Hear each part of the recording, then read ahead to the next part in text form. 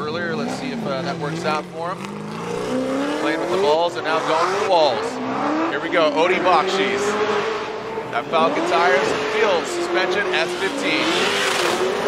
Nice angle, look at Odie. Oh my gosh, he's like practically perpendicular with the bank.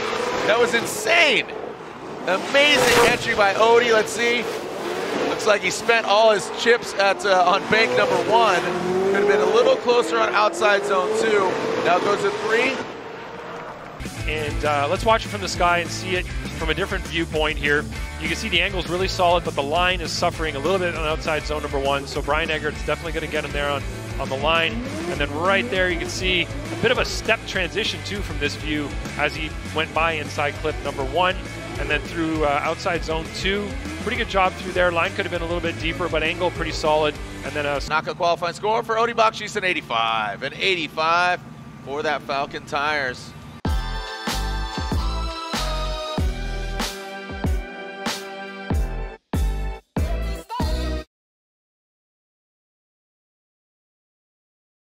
The RB under the hood. And here we go with Aurimas Bakchis. And just taking the Gafflebees right now. Here is an appetizer for you there. Ryan, we need to get up in there, bud. As Aurimas Bakchis. Second place, his highest finish in previous years, and now into that second outside zone. This is all Bakchis show, unfortunately, for Ryan Literal. But now it looks like he's hitting that pace.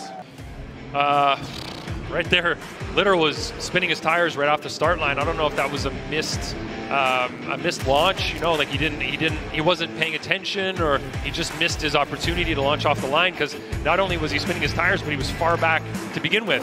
So may have just been an error on Ryan Literal's part. You can see that he's getting some perturbations there in angle. He's not really staying at angle the way we want him to in the chase, but you know, I wouldn't say that Literal was an inactive chase, just didn't have it right there, like you said, just something right off the start.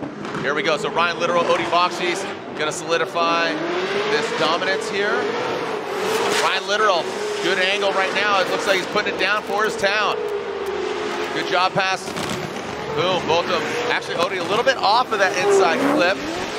But now in that second outside zone, you're seeing the proximity, you're seeing the mimicking with the angle, just right there in that pocket, tucking in with that GT Radial smoke, but of course the Falcon tires go round. To the angle on the car, let's watch the replay and see it from this high-speed drone here as they get initiated to outside zone 1. You can see that Odie is definitely faster in the chase position, and he's doing his best. Right there in the lead, you can see is where Literal hit the wall, straighten the car up a little bit. And right here, like you said, Odie is off about inside clip 1. I think that's due to the fact that he's trying to stay behind Literal. I think Odie's car is faster here, and he's having to do what he can to sort of float the car in the back and not get too close to Ryan. All right, here we go. Let's make it official. Aurimas Bakchis gets. I like that, where Lorette has this kind of known thing where if you look, Just like observing. No, it's you hit your comms button. That's why I thought you wanted to say something, if I'm being honest. So these are side laps. Aurimas Bakchis, Falcon tire, field suspension, S15. He's running that Vortex supercharged LS. See him get a little out of shape there, but that has no. All right, this is Dylan Hughes' sight lap. Dylan Dozer Hughes, winner in Orlando. He knows how to drive in the wet, and we saw that in Orlando. Look at it, just packed out. Oh, shnikes. Oh, bro. And here it is. So Dylan Hughes, watch Dylan. So his sight lap, he goes, initiates, locks it up, slips, comes around, slam that front left. Yeah. And he's just going backwards. Can he make a perfect event? Wow, that'd be huge, right? #1 qualifier, locks up the championship, coming in 14 points behind our points leader. But guess what? The frenemy, Aurimas Bakchis, then he goes for it. He goes high on the bank. And Fredric Aasbo on that Rockstar Energy Drink, Toyota GR Supra on Ditto tires. He goes for it. Transitions past that inside clip. We're seeing a lot better ideal conditions. Smoke is out here, but Aurimas Bakchis not backing down. Look at that. You see him lunge forward to the side of the champion. He'd love to take him down. All right, looking Let's at get weird. Aasbo initiating here. Great mimic from Bakchis in the chase, but Aasbo's right on the wall. Bakchis is right there, just slightly lower through the second half of that outside zone 1 as they transition to in clip 1. This is where Bakchis falls off a little bit and has to make a slight compromise on line to get proximity back. Aasbo, great job through outside zone 2.